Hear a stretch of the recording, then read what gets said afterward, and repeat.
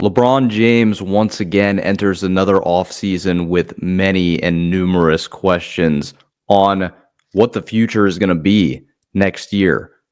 Is he going to play for the Lakers again? How many more years does he have? I do believe that the 2026 season will be his last.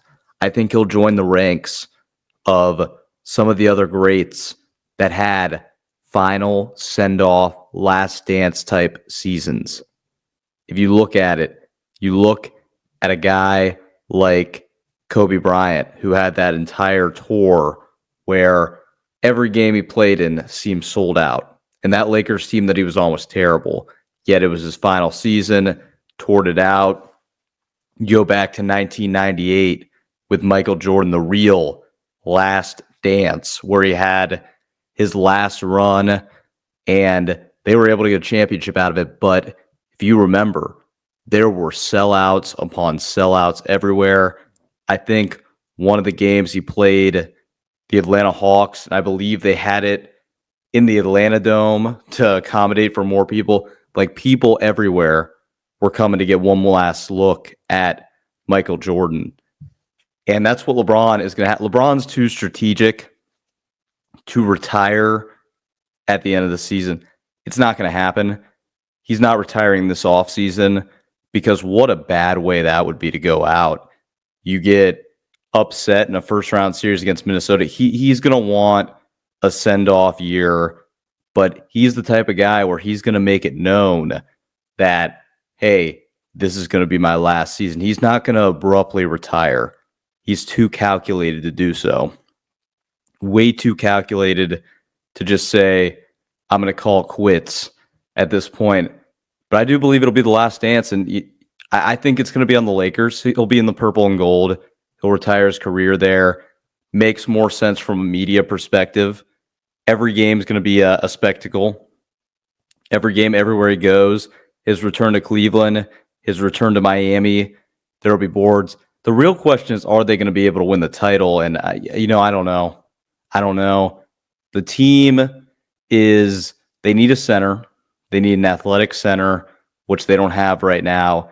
And they need to fill out that roster with a bunch of 3-and-D guys. I think they need 2 centers and then some 3-and-D guys.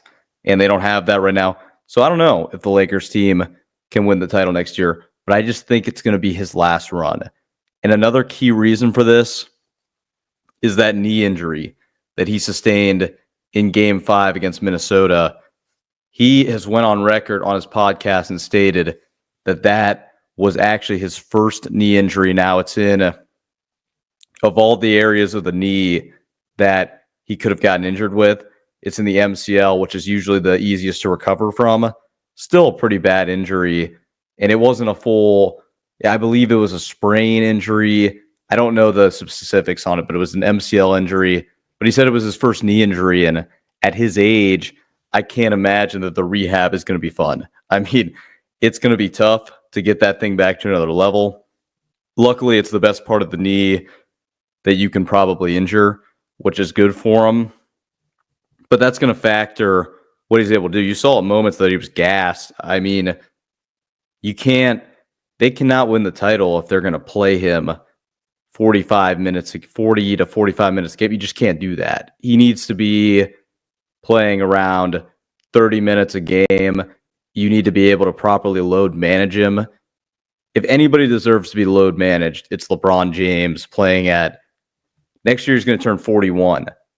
So I wouldn't mind if he only played like 55 games, honestly. If they were able to tailor a system where they were able to be a top 3 seed, I wouldn't, but that's not going to happen. So he's going to play a lot of games, and I just believe it's going to be his last year. And another thing, he's got really nothing to prove at this point.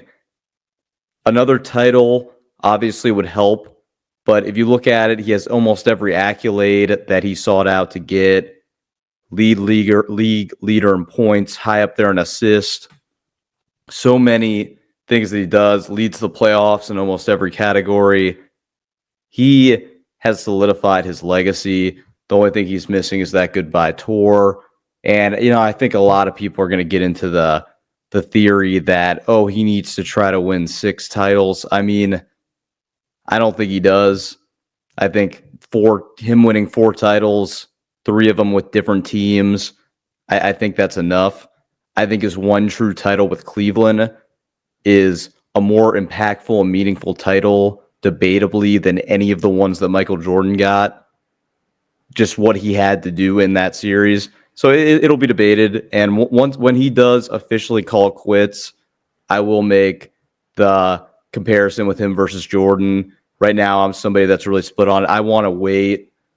I want to wait to make that video and to make that decision, because right now I'm just going to sit and say that Michael Jordan's the best player. We don't know what the final product of LeBron James is. Let's wait for it to finish. That's a big thing that I don't get with these modern analysts that are like, oh, he's better and who's better.